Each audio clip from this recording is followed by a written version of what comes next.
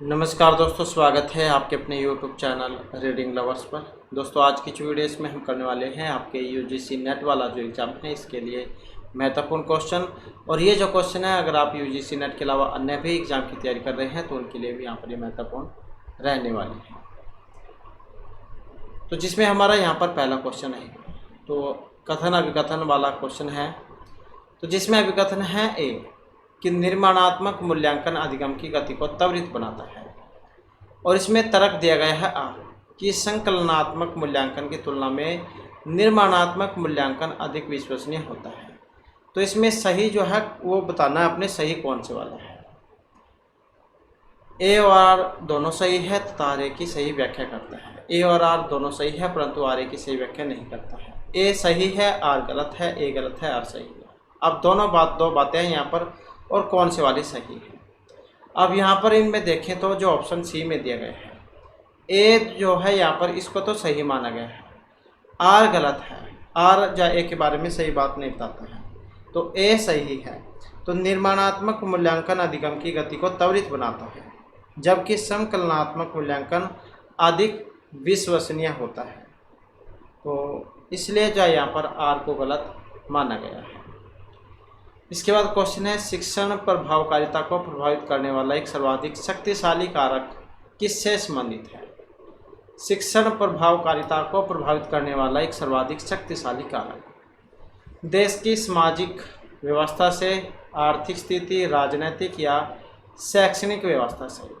शिक्षण प्रभावकारिता को प्रभावित करने वाला एक सर्वाधिक शक्तिशाली कारक, और इस कारक का जो संबंध है जो यहाँ पर ऑप्शन डी में दिया गया है, तो किससे है ये? शैक्षणिक व्यवस्था से। तो शिक्षण प्रभावकारिता को प्रभावित करने वाला एक सर्वाधिक शक्तिशाली कारक का संबंध किससे है? शैक्षणिक व्यवस्था से। और विद्यालयों की उपलब्धता, कक्षा शिक्षक अनुपात, छात्र नामांकन तथा विद्यालय की आधारभूत संरचना का संबंध एक शैक्षणिक व्यवस्था से है, और इनका प्रभाव शिक्षण प्रभावकारिता पर पड़ता है। इसके बाद क्वेश्चन आ जाता है, निम्नलिखित में से किस शिक्षण विधि में शिक्षार्थी की भागीदारी को इष्टतम तथा पहलदारी बनाया जाता है। तो इनमें से किस शिक्षण विधि में शिक्षार्थी की भागीदारी को इष्टतम तथा पहलकारी बनाया जाता है। परिचर्चाओं की विधि में, युग्मित वार्ता स्तर की विधि में, विचार विवेक सत्र की विधि में, या परियोजना विधि में। और इसमें जो हमारा यहाँ पर आंसर है ऑप्शन ए वाला है, तो ये परिचर्चाओं की विधि से है। तो कक्षा शिक्षण प्रक्रिया में परिचर्चा विधि सबसे अधिक उपयुक्त मानी जाती है, क्योंकि इसमें छात्रों की रुचि बढ़ती है और उनकी सक्रिय भागीदारी भी बढ़ती है। शिक्षण में परिचर्चा की विधि के उपयोग से शिक्षार्थी की भागीदारिता को इष्टतम एवं पहलकारी बनाया जाता है। तो शिक्षण विधि में शिक्षार्थी की भागीदारी को इष्टतम और पहलकारी बनाया जाता है परिचर्चा की विधि में। इसके बाद जो हमारा क्वेश्चन है, शिक्षण की प्रभावकारिता का निर्णय किस रूप में किया जाना चाहिए। शिक्षण की प्रभावकारिता का निर्णय किस रूप में किया जाना चाहिए? विषय वस्तु के आच्छादन के आधार पर, छात्रों की अभिरुचि के आधार पर, छात्रों के अधिगम परिणामों के आधार पर, कक्षा में शिक्षण सहायक सामग्रियों के उपयोग के आधार पर। तो शिक्षण की प्रभावकारिता का निर्णय किस रूप में किया जाना चाहिए, और जो यहाँ पर ऑप्शन सी में दिया गया है, तो यह छात्रों के अधिगम परिणामों के आधार पर। यह अधिगम परिणाम छात्रों के भविष्य का निर्धारण करें, इसलिए शिक्षण की प्रभावकारिता का निर्णय छात्रों के अधिगम परिणामों के आधार पर किया जाना चाहिए। नेक्स्ट जो हमारा क्वेश्चन आ जाता है, अभिकथन है, अधिगम एक जीवन पर्यंत प्रक्रिया है, और इसमें जो तर्क दिया गया है आ कि अधिगम के उपयोगी होने के लिए इसे जीवन प्रकरणों से जोड़ा जाना चाहिए। तो अभिकथन है, अधिगम एक जीवन पर्यंत प्रक्रिया है, और इसमें तर्क दिया गया है कि अधिगम के उपयोगी होने के लिए इसे जीवन प्रक्रमों से जोड़ा जाना चाहिए। अब इनमें कौन से वाला सही है? यहाँ पर अगर हम सही की बात जो है देखें तो यहाँ पर सही जो ऑप्शन बी को माना गया है। इसमें क्या है, ए और आर दोनों को तो सही माना गया है, परंतु आर जो है वो ए की सही व्याख्या नहीं करता है। कहने का मतलब है तो दोनों सही अपनी जगह, लेकिन ये जो आर है ये ए के बारे में सही नहीं बताता है। अधिगम क्या होती है? जीवन पर्यंत चलने वाली प्रक्रिया है, क्योंकि व्यक्ति जो हर रोज़ कुछ न कुछ सीखता रहता है। तो बालक जन्म से लेकर जीवन काल के प्रत्येक चरण में कुछ न कुछ सीखता है और अधिगम प्रक्रिया को और अधिक उपयोगी बनाने के लिए इसे जीवन प्रक्रमों से जोड़ा जाना चाहिए।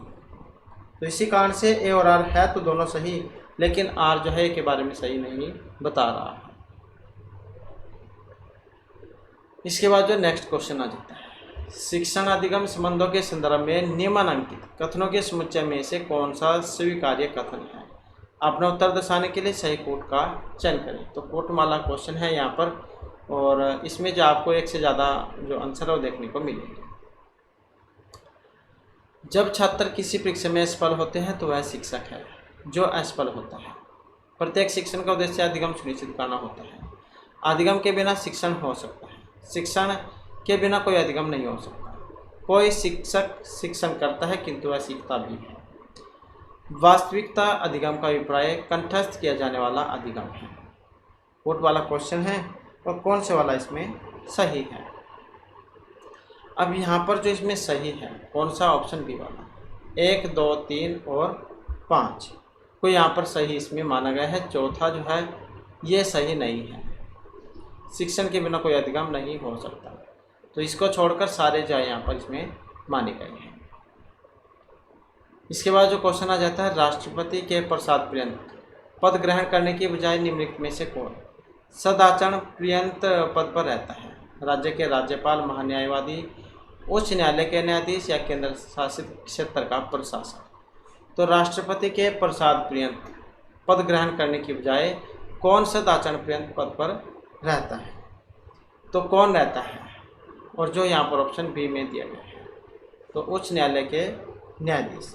तो राज्य का राज्यपाल, भारत के महान्यायवादी और केंद्र शासित क्षेत्र का प्रशासक राष्ट्रपति के प्रसाद पर्यंत पद पर रहते हैं जब तक राष्ट्रपति खुश हो चाहे, जबकि उच्च न्यायालय के न्यायाधीश को कदाचार और अक्षमता के आधार पर तथा संसद के अनुमोदन पर राष्ट्रपति के द्वारा उसके पद से हटाया जा सकता है। इसके बाद जो हमारा क्वेश्चन है, किसी राज्य में राष्ट्रपति शासन की घोषणा के परिणामस्वरूप निम्नलिखित में से कौन सा तत्कालिक रूप में अनिवार्य नहीं होता है। तो राज्य में राष्ट्रपति शासन की घोषणा के परिणामस्वरूप कौन सा तत्कालिक रूप में अनिवार्य नहीं होता है। राज्य विधानसभा को भंग किया जाना, राज्य में मंत्रिमंडल की बर्खास्तगी किया जाना, राज्य प्रशासन को केंद्र सरकार द्वारा अपने नियंत्रण में लेना या नए मुख्य सचिव की नियुक्ति करना। कोट वाला जो है यहाँ पर क्वेश्चन है, तो एक से ज़्यादा आंसर जो आपको यहाँ पर इसमें देखने को मिलेंगे। और इसमें अगर हम यहाँ पर देखें तो ऑप्शन ए जो है इसको माना गया है, जिसमें 1 और 4 ये आ जाएंगे। एक जो है जिसमें राज्य विधानसभा को भंग किया जाना, और जो चौथा है नए मुख्य सचिव की नियुक्ति करना। तो यही जो है यहाँ पर इसमें माने गए हैं कि किसी राज्य में राष्ट्रपति शासन की घोषणा के परिणामस्वरूप कौन सा तत्कालिक रूप में अनिवार्य नहीं होता है। तो 2 यहाँ पर इसमें माने गए हैं जो अनिवार्य नहीं है। तो इसी कारण से जो ऑप्शन ए को माना गया है, 1 और 4 इसमें यही अनिवार्य नहीं है। विधानसभा को भंग करना और नए मुख्य चुनाव की नियुक्ति करना। इसके बाद जो हमारा नेक्स्ट क्वेश्चन आ जाता है, निम्नलिखित में से कौन सा कथन यहाँ पर सही है। राज्यसभा स्थायी सदन है जिसे केवल राष्ट्रपति या राष्ट्रीय आपातकाल के दौरान ही भंग किया जा सकता है। राज्यसभा राज्यों के स्थानीय हितों का प्रतिनिधित्व नहीं करती है। राज्यसभा के सदस्यों को प्रतिनिधित्व करने वाले राज्य के निर्देशों के अनुसार मतदान करना बाध्यकारी नहीं है। तो कौन सा कथन यहाँ पर सही है। कोट वाला क्वेश्चन है, एक से ज़्यादा आंसर यहाँ पर आपको देखने को मिलेंगे। और इसमें देखें तो जो ऑप्शन बी है, तो 2 और 3 को यहाँ पर इसमें माना गया है। तो कौन से वाला कथन सही है, 2 और 3, कि राज्यसभा राज्यों के स्थानीय हितों का प्रतिनिधित्व नहीं करती है। और तीसरा है कि राज्यसभा के सदस्यों को प्रतिनिधित्व करने वाले राज्य के निर्देशों के अनुसार मतदान करना बाध्यकारी नहीं है। तो इसी कारण से जो है यहाँ पर 2 और 3 इसको माना गया है। भारत में जो है ये द्विसदनीय संसदीय व्यवस्था है, राज्यसभा और लोकसभा। राज्यसभा एक निरंतर चलने वाला सदन है जिसे कभी भंग नहीं किया जा सकता। और राज्यसभा में केंद्र शासित क्षेत्र दिल्ली और पुदुचेरी का प्रतिनिधित्व है। यह स्थानीय हितों का प्रतिनिधित्व नहीं करता है और न ही इसके सदस्यों को प्रतिनिधित्व करने वाले राज्य के निर्देशों के अनुसार मतदान करना बाध्यकारी है। तो इसी कारण से जो यहाँ पर 2 और 3 को माना गया है। इसके बाद जो हमारा क्वेश्चन आ जाता है, इसके बाद क्वेश्चन है मूल्य शिक्षा का उद्देश्य निम्न अंकित में से किस पर संकेतित कर अच्छी तरह से पूरा किया जा सकता है।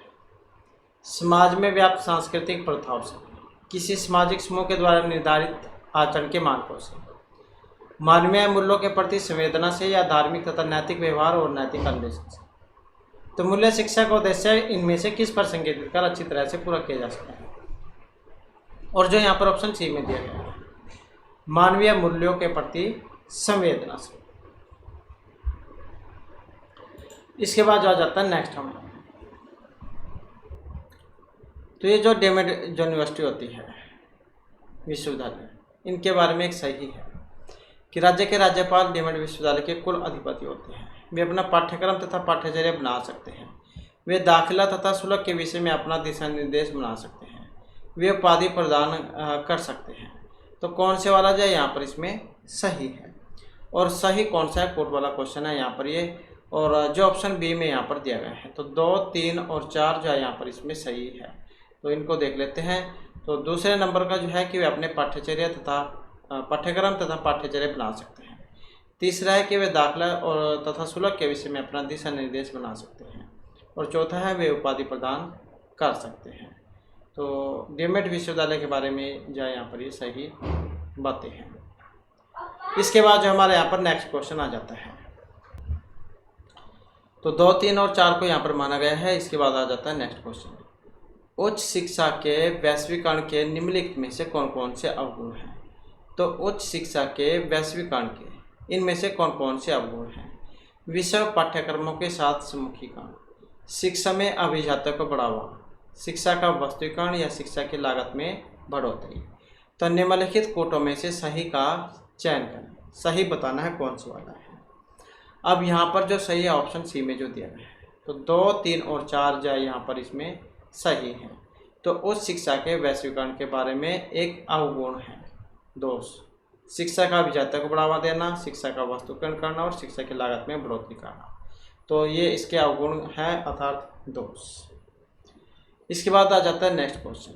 क्वेश्चन है निम्नलिखित प्राकृतिक आपदाओं में से कौन सी हाइड्रो मौसमी नहीं है। तो प्राकृतिक आपदाओं में से एक हाइड्रो मौसमी नहीं है हिमस्खलन, समुद्री कटाव, उष्णकटिबंधीय चक्रवात या फिर सुनामी।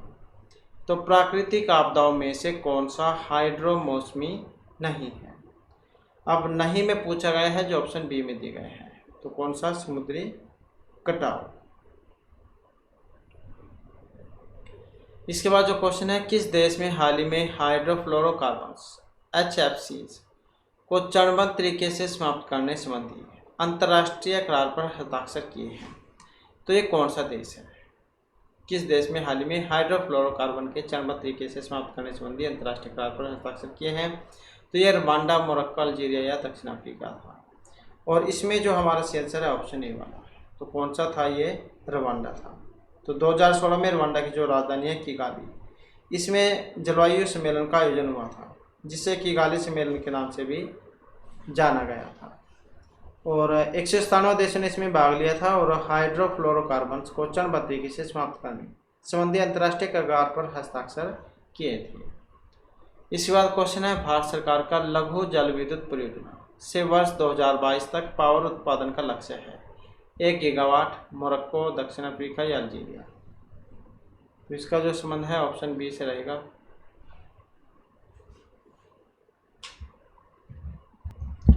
तो यहाँ पर जो है ये ऑप्शन अलग जुड़ गए हैं। तो यहाँ पर जो इसमें सी आंसर ऑप्शन बी वाला है। बी में जो यहाँ पर सी आंसर हमारा रहेगा तो ये 5 गीगावाट का है, 5 गीगावाट का। तो भारत सरकार का लघु जल विद्युत परियोजना से वर्ष 2022 तक पावर उत्पादन का जो लक्ष्य रखा गया है 5 गीगावाट का है। इसके बाद आ जाता है अगला क्वेश्चन हमारा। क्वेश्चन आएगा, जल जनित रोग नहीं है, टाइफाइड, हैजा, हेपेटाइटिस या फिर डेंगू। तो जल जनित रोग नहीं है, नहीं है तो कौन सा, जो ऑप्शन डी में है, डेंगू। यह एक उष्णकटिबंधीय संक्रामक बीमारी है जो एडिस इजिप्टी मच्छरों के काटने से फैलती है और इस रोग में तेज बुखार के साथ शरीर पर उभरे चकत्तों से खून रिसता है और कई मामलों में तो रोग जानलेवा रूप भी ले सकता है। तो जल जनित रोग नहीं है डेंगू, क्योंकि ये मच्छर जो है डेंगू मच्छर इसके द्वारा फैलता है। इसके बाद है शहरी क्षेत्रों में नाइट्रोजन ऑक्साइड NOx के कारण प्रदूषण का प्रमुख स्रोत सड़क परिवहन, वाणिज्यिक क्षेत्र, उद्योगों में प्रयुक्त ऊर्जा या पावर प्लांट है। तो शहरी क्षेत्रों में नाइट्रोजन ऑक्साइड के प्रदूषण का प्रमुख स्रोत कौन सा है, और जो यहाँ पर ऑप्शन बी में है, तो ये आ जाता है वाणिज्यिक क्षेत्र।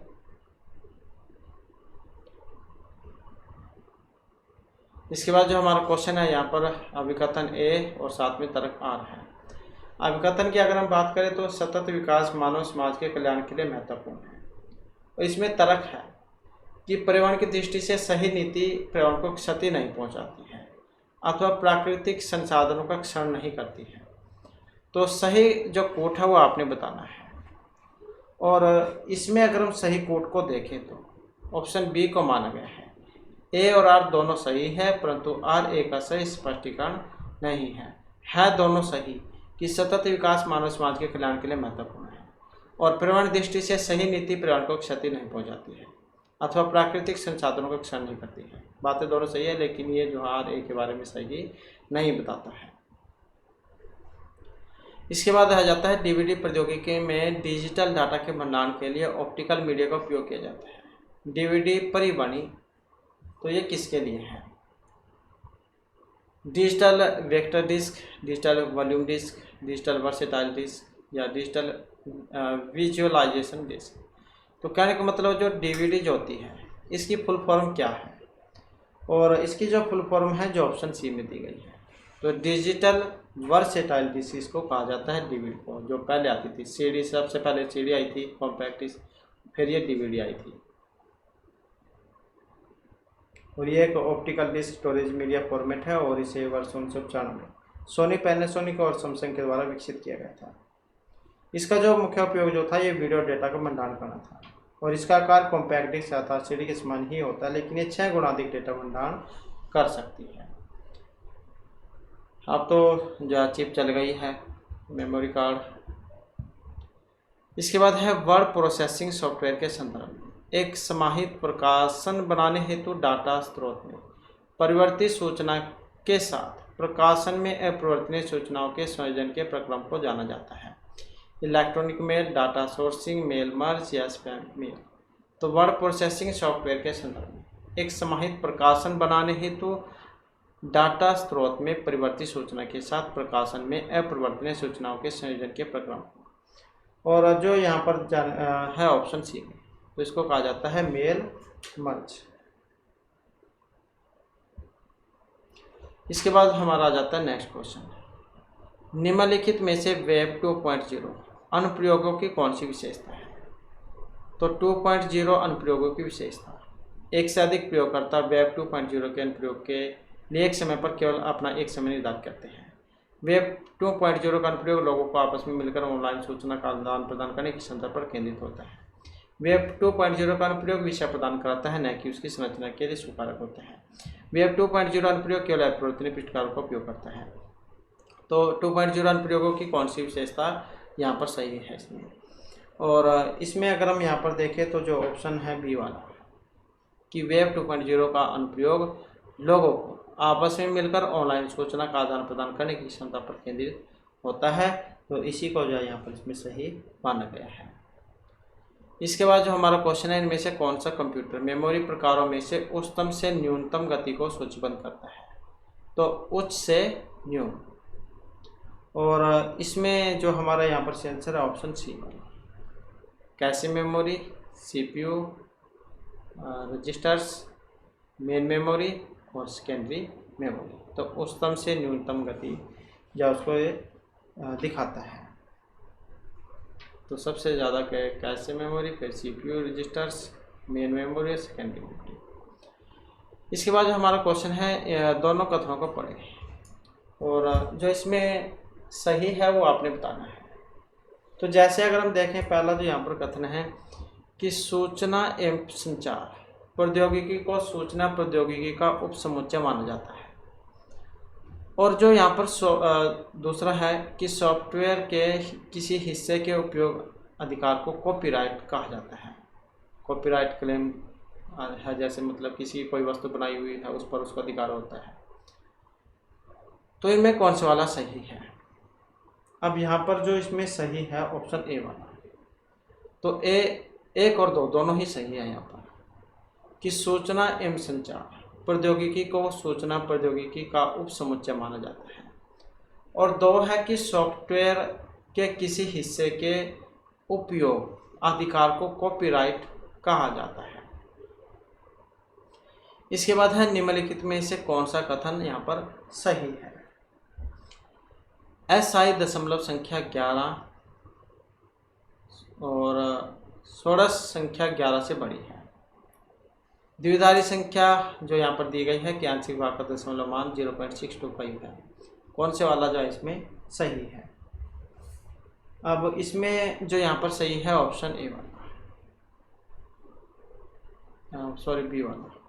तो केवल S2 जो है यहाँ पर इसमें माना गया है। ऑप्शन जो है यहाँ पर 2 नहीं, इसमें ऑप्शन ए जो है यहाँ पर रहेगा इसका। तो ऑप्शन ए जो है यहाँ पर माना गया है। इसके बाद आ जाता है अगला क्वेश्चन हमारा।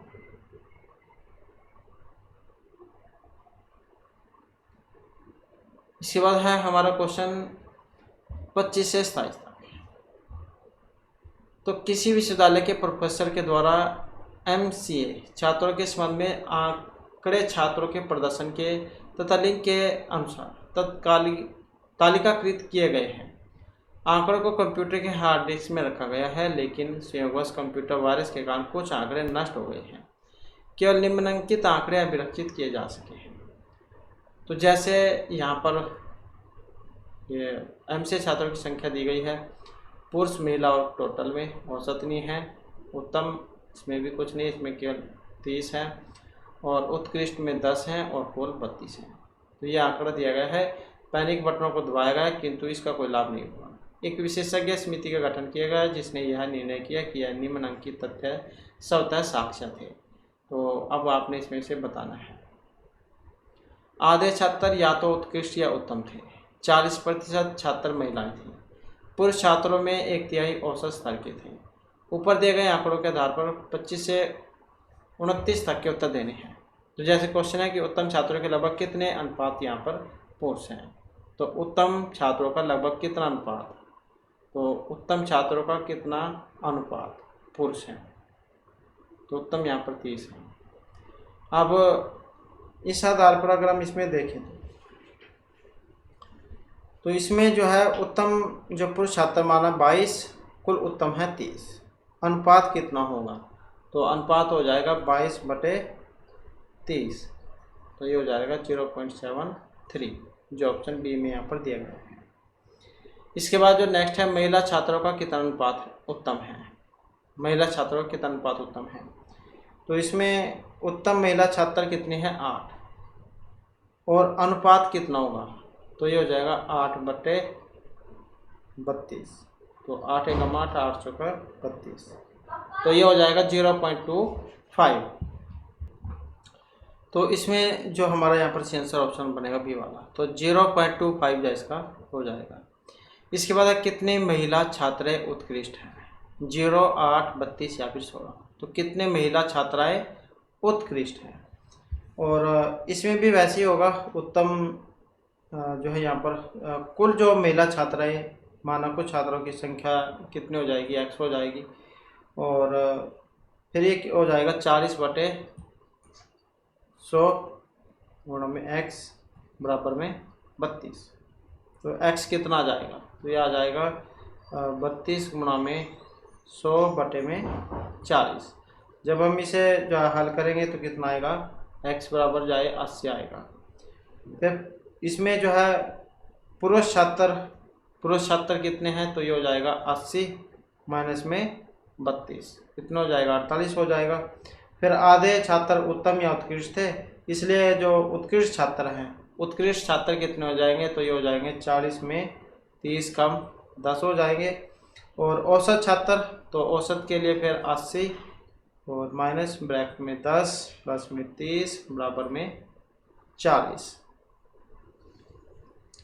और तो औसत छात्र फिर जो निकल के आएगा कितना आएगा, तो ये आ जाएगा 1/3 गुणा में 48 बराबर में 16। तो इस प्रकार से जो है यहाँ पर ऑप्शन सी वाला इसका बनेगा। तो 19 में जो है ये ए वाला जो है इसका यहाँ पर बनेगा, क्योंकि इसमें जो चार्ट जो फिर ये बनेगा जो, तो इसमें बनेगा इस प्रकार से, जो हम यहाँ पर क्वेश्चन देख लेते हैं। तो जिसमें पुरुष का जो बनेगा 16, महिलाएं 24 और कुल जो बनेगा 40। और इसी प्रकार से उत्तम में पुरुष 22, महिलाएं 8, तो 22 और 8 30। और उत्कृष्ट की बात करें तो 10 और महिला 0 और टोटल हो जाएंगे 10। कुल की बात करें तो ये हो जाएंगे 48 और ये हो जाएंगे 32 और टोटल की बात करें तो ये हो जाएगा 80। तो ऐसे जो यहाँ पर चार्ट बनेगा ये। तो महिला जो है यहाँ पर इसमें 0 है, तो महिलाएं हैं 0। इसके बाद आ जाता है यहाँ पर 28 से 30 तक के क्वेश्चन हैं। नीचे दी गई तालिका में वर्ष 2012 से 15 के दौरान किसी प्रकाशन कंपनी द्वारा पुस्तकें, पत्रिकाएं तथा जर्नलों की बिक्री की 3 श्रेणियों में बिक्री राजस्व लाख रुपए में संबंधित आंकड़े दिए गए हैं। तालिका में दिए गए आंकड़ों के आधार पर 28 से 30 तक के जो क्वेश्चन है उनके उत्तर आपने देने हैं। तो यहाँ पर बिक्री राजस्व दिया गया है लाख रुपये में 2012 से 15 तक। जर्नल पत्रिका 2012, 13, 14, 15 में। इसी प्रकार से पत्रिका, पुस्तक टोटल जो है यहाँ पर ये 150 है, 163, 169 और 173। तो अब जिसके जो क्वेश्चन यहाँ से बताने हैं कि यदि वर्ष 2016 के दौरान कुल बिक्री राजस्व में लगभग वर्ष 2014 की तुलना में वर्ष 2015 में हुई वृद्धि के अनुरूप वृद्धि होनी हो, तो वर्ष 2016 के दौरान राजस्व में वृद्धि लगभग कितनी होनी चाहिए। तो इसमें अगर हम देखें तो जो ऑप्शन डी वाला इसका बनेगा। तो कितनी होनी चाहिए, ये होनी चाहिए 177 लाख। तो इसमें हो जाएगा वर्ष 2014 जिसका कुल राजस्व इस 2014 का, तो यह है 2014। तो इसमें कितना होगा, तो ये हो जाएगा 45, 46, 78 हज़ार, तो कितना 169 लाख रुपए। फिर इसी प्रकार से जाए यहाँ पर 2015 को हो जाएगा, इसका हो जाएगा 173। और कुल वृद्धि कितनी होगी, फिर इसमें से हम कम कर लेंगे 173 में से 169, तो यह आ जाएगा 4 लाख रुपए। फिर 2016 का राजस्व आ जाएगा 2016 का, तो 2016 का निकालना हमने। तो 2016 में फिर इसमें 173 और साथ में जो 4 है ये जोड़ देंगे तो 177 जाए यहाँ पर आ जाएगा। इसके बाद है कितने वर्षों में कम से कम 2 मदों की श्रेणियां से राजस्व में वृद्धि हुई है। कितने वर्षों में कम से कम 2 मदों की श्रेणियों से राजस्व में वृद्धि हुई है, तो ये 0, 1, 2 या फिर 3 है। और इसमें जो यहाँ पर रहेगा ऑप्शन सी वाला, तो कितना है 2 है। तो 2 वर्ष 2013 में जर्नल पत्रिका और पुस्तकों के राजस्व में वृद्धि हुई है। 2014 में पत्रिका व पुस्तकों के राजस्व में या इसमें वृद्धि हुई थी, तो इसी कारण से जो ऑप्शन सी वाला जो यहाँ पर रहेगा 2। इसके बाद है वर्ष 2015 में पुस्तकों की बिक्री से कुल राजस्व का कितना प्रतिशत भाग प्राप्त हुआ था। 45, 55, 35, 25%। तो 2015 में पुस्तकों की बिक्री से कुल राजस्व का कितना प्रतिशत भाग प्राप्त हुआ था, तो यहाँ पर ये 2015 के आंकड़े हैं। और इसमें अगर हम यहाँ पर देखें तो कुल राजस्व 2015 का, तो इसमें था ये 44, 51 और 78, तो ये था 173। तो पुस्तकों द्वारा प्राप्त राजस्व तो ये हो जाएगा 78 बटे में 173 गुणा में 100, तो ये आ जाएगा 45%, जो यहाँ पर ऑप्शन ए में दिया गया है। इसके बाद है यदि कथन और कोई नहीं बल्कि वीर व्यक्ति ही दौड़ में विजय होता है, गलत है तो निम्नलिखित में से किस कथन को सही माना जा सकता है। यदि कथन है कि और कोई नहीं बल्कि वीर व्यक्ति ही दौड़ में विजय होता है तो गलत, विजय होता है गलत है। कि कोई और नहीं बल्कि वीर व्यक्ति ही दौड़ में विजय होता है गलत है, तो किस कथन को सही माना जा सकता है। सभी वीर व्यक्ति दौड़ में विजयी होते हैं। दौड़ में विजय होने वाले कुछ व्यक्ति वीर नहीं होते। कुछ व्यक्ति जो दौड़ में विजय होते हैं वीर होते हैं।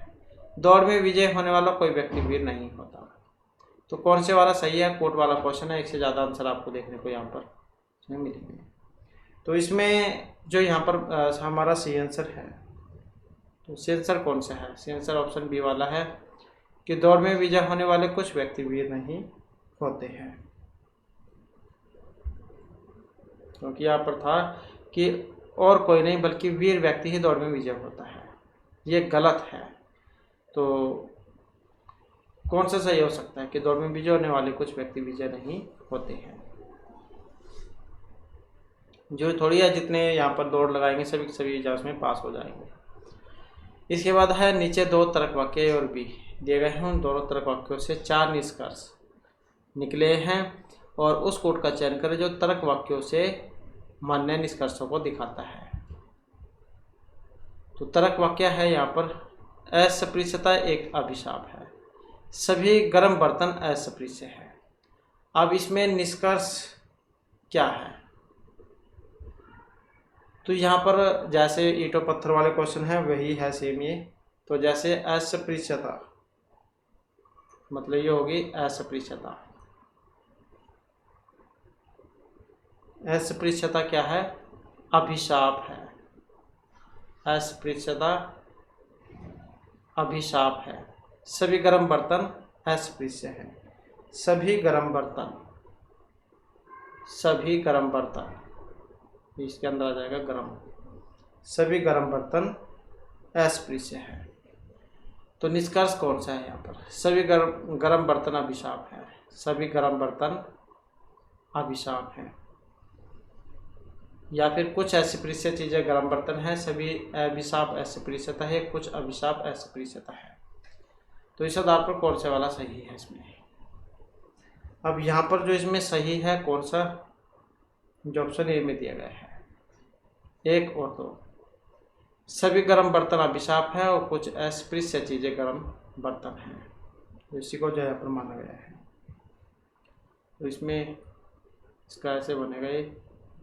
तो यहाँ सबसे अंदर जो है इसमें गर्म बर्तन होंगे और ये हो जाएंगे अभिशाप वाले और ये हो जाएंगे सारे यहाँ पर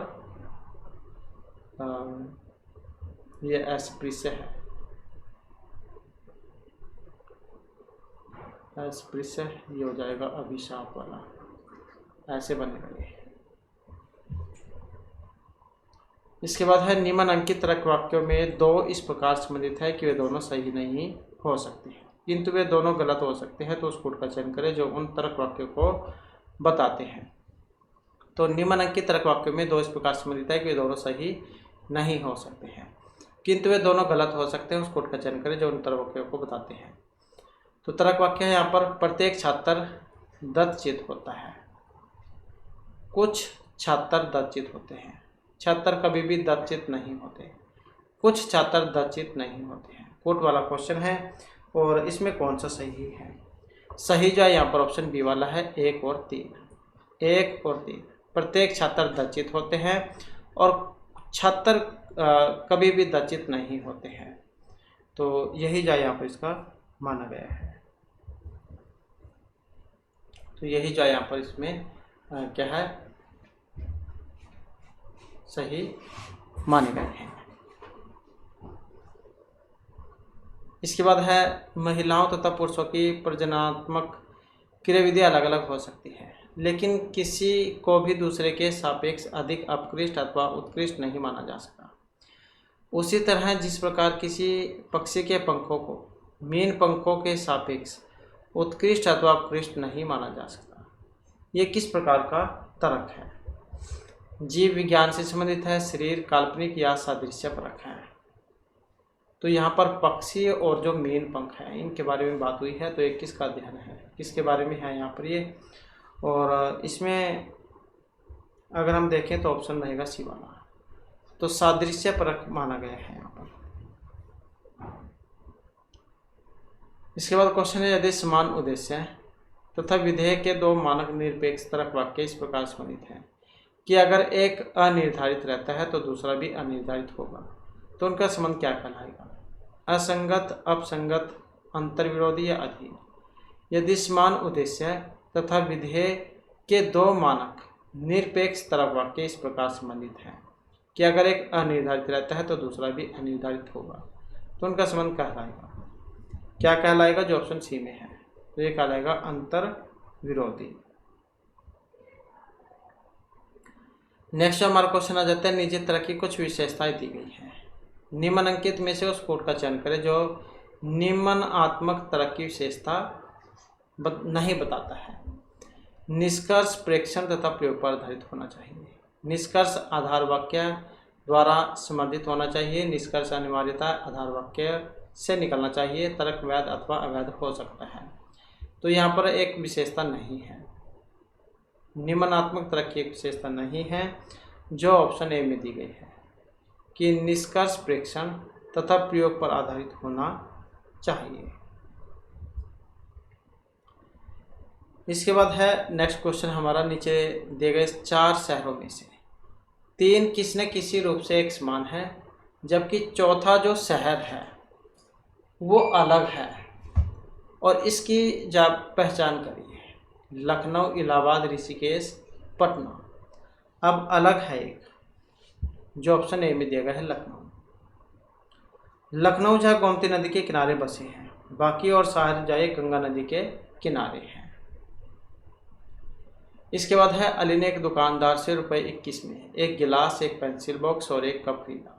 राकेश ने दुकानदार से 28 रुपये में एक कप, 2 पेंसिल बॉक्स और एक गिलास खरीदा। प्रीति ने दुकानदार से 35 में 2 गिलास, 1 कप और 2 पेंसिल बॉक्स खरीदी। तो 10 कपों का मूल्य होगा। तो 10 कपों का मूल्य कितना होगा? तो इसमें अगर हम देखें तो यहाँ पर जो हमारा सी आंसर है ऑप्शन रहेगा डी वाला। तो ये 70 रुपये है।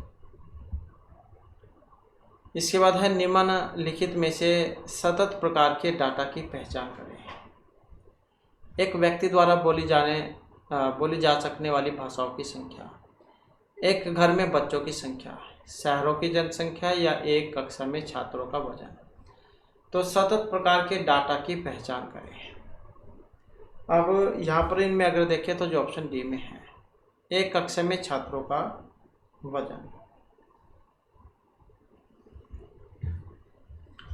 इसके बाद है, यदि ए का कोड सी, एम का आई, एन का पी, एस का ओ, आई का ए, पी का एन, ई का एम, ओ का ई और सी का एस है, तो ये जो यहाँ पर दिया गया इसका कोड कौन सा बनेगा?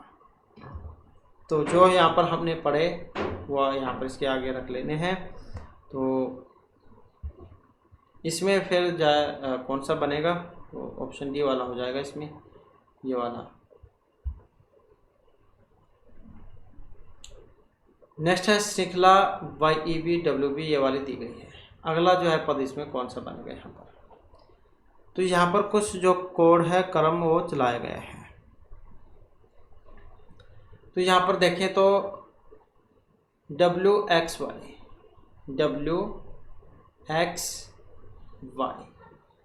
STUVW,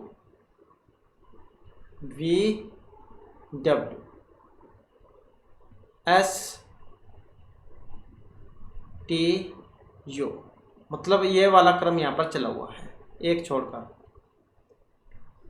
तो इसी प्रकार से अगर हम देखें MNOP क्यू, यहाँ पर क्यू आर एस, तो ये वाला कोड बनेगा भी, ये देख सकते हैं, या तो इसमें है या फिर इसमें है।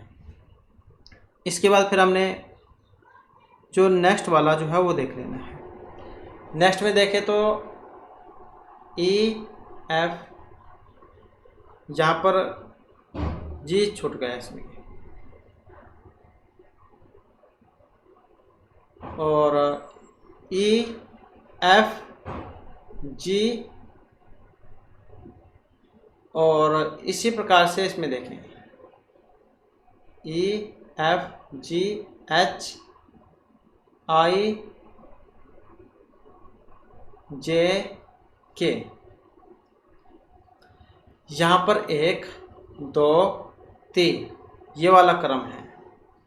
तो इसी आधार पर अगर हम नेक्स्ट में देखें तो क्या बनेगा ओ, तो जो यहाँ पर बी में दिया गया है। इसी प्रकार से जो इसमें बनेगा B C D E F G H I J K L, मतलब वैसे ही यहाँ पर भी चला हुआ है 2 3 वाला।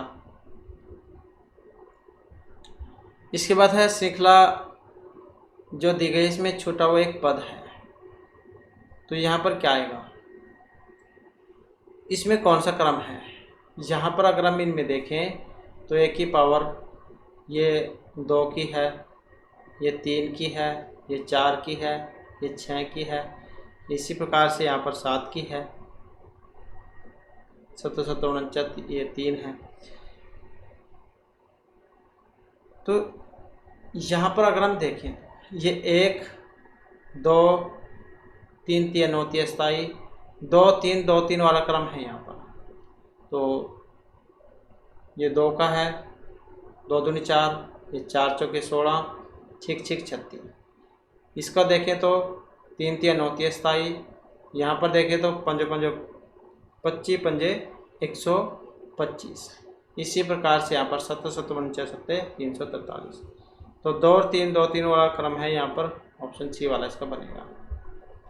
इसके बाद है कक्षा संप्रेषण किसका आधार है। सामाजिक पहचान, बाह्य निरार्थकता, पूर्व अग्राह्य उदासीनता, सामयिक उग्रता का। कक्षा संप्रेषण किसका आधार है, और इसको माना गया है सामाजिक पहचान का। इसके बाद क्वेश्चन है सकारात्मक कक्षा संप्रेषण का परिणाम क्या होता है। दबाव, अपीड़न, समर्पण, आमना सामना या अनुनय। सकारात्मक कक्षा संप्रेषण का परिणाम क्या होता है, और यह होगा अनुनय, जो ऑप्शन डी में यहाँ पर दिया गया है। इसके बाद जो हमारा क्वेश्चन है भावबोधक संप्रेषण किसके द्वारा प्रेरित होता है। उदासीनता व अवज्ञता, कूट लेखक के व्यक्तिगत की विशेषताएं, बाह्य संकेत, कूट लेखक, कूट अनुवादक, अनुबंध। तो भावबोधक संप्रेषण किसके द्वारा प्रेरित होता है, और जो यहाँ पर ऑप्शन बी में है कूट लेखक अर्थात एनकोडर के व्यक्तित्व की विशेषताएं।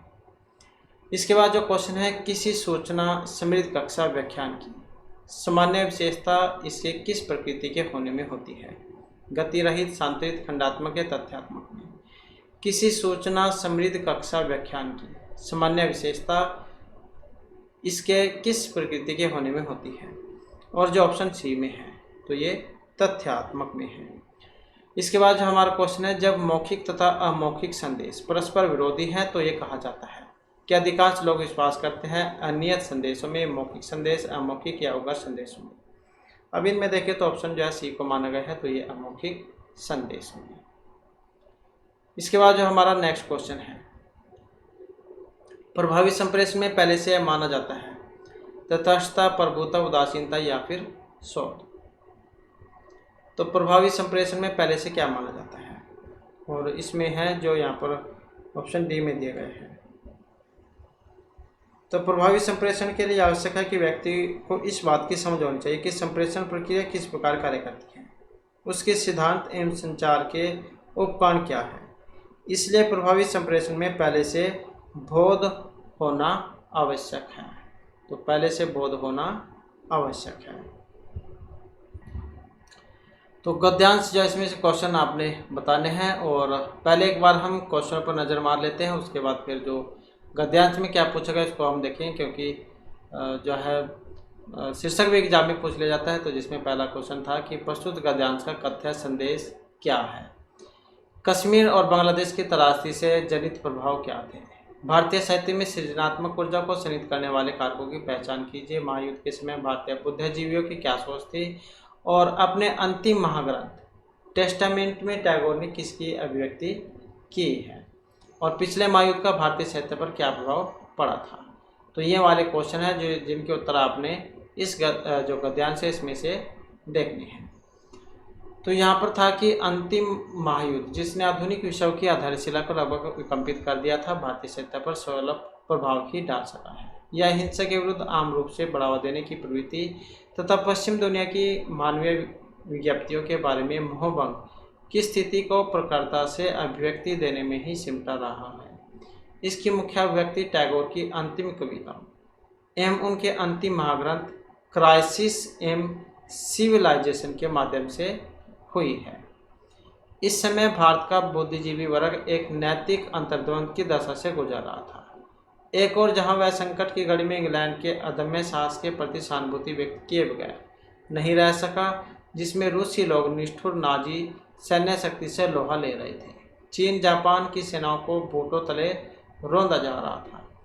वहीं दूसरी ओर उनका अपना ही देश अपनी धरती की सैन्य शक्ति के नियंत्रण में था। भारतीय सेना सुभाष चंद्र बोस के नेतृत्व में दूसरी ओर से उनके देश की मुक्ति का प्रयास कर रही थी। निष्ठाओं के ऐसे द्वंद्व में किसी भी प्रकार की सृजनात्मक प्रवृत्ति के प्रस्फुटन की कल्पना नहीं की जा सकती। यह सहज ही अनुमानित किया जा सकता है कि वर्ष 1947 में भारत की स्वतंत्रता प्राप्ति हो मित्र राष्ट्रों के आविर्भाव क्रम में महत्वपूर्ण है तथा जो पड़ोसी देशों जैसे दक्षिण पूर्व एशिया में उपनिवेशवाद के अंत के रूप में फलित हुआ सृजनात्मक उद्देश्य के स्फोट को गतिमान कर सकता था। निसंदेह ऐसा हुआ, किंतु शीघ्र ही देश के विभाजन की यंत्रणा नरसंहार तथा लाखों लोगों को अपने ही देश से विस्थापित होने और महात्मा गांधी की शहादत की घटना के साथ कश्मीर पर पाकिस्तानी आक्रमण और बाद में बांग्लादेश में उसके अत्याचारों ने मर्मस्पर्शी लेखन को प्रेरित किया था। इस कारण बांग्ला, हिंदी, कश्मीरी, पंजाबी, सिंधी, उर्दू में महत्वपूर्ण लेखन सामने आया, किंतु केवल मर्मस्पर्शी अथवा भावपूर्ण लेखन अपने आप में साहित्य को महानता प्रदान नहीं कर सकता। इन आपदाओं के उपरांत जो भी उत्साह एवं आत्मबल का कोष बना रहा, वे राष्ट्रीय पुनर्निर्माण तथा आर्थिक विकास में आत्मसात हुआ। महान साहित्य का अभ्युदय सर्वदा ही खलबलियों की श्रृंखलाओं से प्रस्फुटित हुआ है। आज का भारतीय साहित्य पहले के सापेक्ष अपने परिमाण, विस्तार एवं विविधता में कहीं अधिक समृद्ध है। तो इस प्रकार का जो है यहाँ पर ये गद्यांश है। अब इसी में से ही क्वेश्चन जो आपने फिल करने हैं, तो जिसमें यहाँ पर क्वेश्चन आया था कि प्रस्तुत गद्यांश का संदेश क्या है। आपदाएं असंभावी होती हैं, संक्षोभ श्रृंखलाओं से महान साहित्य का अभ्युदय होता है। भारतीय साहित्य कोई विशिष्ट परिदृश्य नहीं है, युद्ध और स्वतंत्रता से साहित्य का कोई लेना देना नहीं है। तो इस आधार पर अगर हम देखें तो ऑप्शन बी जो इसको माना गया था कि संक्षोभ श्रृंखलाओं से महान साहित्य का अभ्युदय होता है। इसके बाद जो हमारा क्वेश्चन है, कश्मीर तथा बांग्लादेश की त्रासदी से जनित प्रभाव क्या थे? दूसरे देशों का संख्या भाव, प्रतिद्वंद्विता की निरंतरता, युद्ध का खतरा, राष्ट्रीय पुनर्निर्माण। कश्मीर तथा बांग्लादेश की त्रासदी से जनित प्रभाव क्या थे? और ये थे राष्ट्रीय पुनर्निर्माण के। इसके बाद है भारतीय साहित्य में सृजनात्मक ऊर्जा को सनित करने वाले कारक की पहचान कीजिए। भारतीय साहित्य में सृजनात्मक ऊर्जा को सन्निहित करने वाले कारक की पहचान अपनी ही धरती का सैन्य आधिपत्य, औपनिवेशिक आधिपत्य का प्रतिरोध, विभाजन के फलस्वरूप अनुभूत तीव्र यंत्रणा, मित्र राष्ट्रों की विजय। अब इसमें जो हमारा आंसर है ऑप्शन सी वाला है। तो विभाजन के फलस्वरूप अनुभूत तीव्र यंत्रणा। इसके बाद हमारा क्वेश्चन है, महायुद्ध के समय भारतीय बुद्धिजीवियों की क्या सोच थी? तो महायुद्ध के समय भारतीय बुद्धिजीवियों की सोच, वे रूसी लोगों के कष्टों के प्रति उदासीन थे। वे जापानी सैन्य शक्तिवाद के पक्ष में थे। उनकी अनिश्चित निष्ठावानता ने सृजनात्मकता को बढ़ावा दिया। उन्होंने इंग्लैंड के दृढ़ साहस के प्रति सहानुभूति जताई। तो यहाँ पर इनमें अगर हम देखें तो ऑप्शन है डी वाला कि उन्होंने इंग्लैंड के दृढ़ साहस के प्रति सहानुभूति जताई। इसके बाद है अपने अंतिम महाग्रंथ टेस्टामेंट में टैगोर ने किसकी अभिव्यक्ति की है? सुभाष चंद्र बोस को समर्थन दिया। पश्चिमी दुनिया की मानवीय विज्ञप्तियों की पोल खोली। इंग्लैंड के प्रति अपनी निष्ठा व्यक्त की या देशों की मुक्ति का प्रोत्साहन प्रदान किया। तो ये जो यहाँ पर टेस्टामेंट जो इसमें किसके बारे में है, किसकी अभिव्यक्ति की है? और यहाँ पर जो इसमें जो ऑप्शन बी में है, पश्चिमी दुनिया की महान विज्ञप्तियों की पोल इसमें खोली है। इसके बाद है पिछले महायुद्ध का भारतीय साहित्य पर क्या प्रभाव पड़ा था? इसका कोई प्रभाव नहीं पड़ा। अपनी इच्छा के विरुद्ध जनाक्रोश बढ़ा दिया। इसने साहित्य की नींव को हिला दिया या इसने पश्चिम दुनिया का प्रबल समर्थन दिया था? तो पिछले महायुद्ध का भारतीय साहित्य पर क्या प्रभाव पड़ा था? और इसका था जो ऑप्शन बी में दिए गए हैं, इसने हिंसा के विरुद्ध जनाक्रोश बढ़ा दिया था। तो इस प्रकार से जो हमारे यहाँ पर आज की क्लास में महत्वपूर्ण क्वेश्चन थे। नेक्स्ट वीडियो की इसमें हम आपके लिए नए जो महत्वपूर्ण क्वेश्चन लेकर आएंगे और हमारे साथ अंत बनाने के लिए धन्यवाद।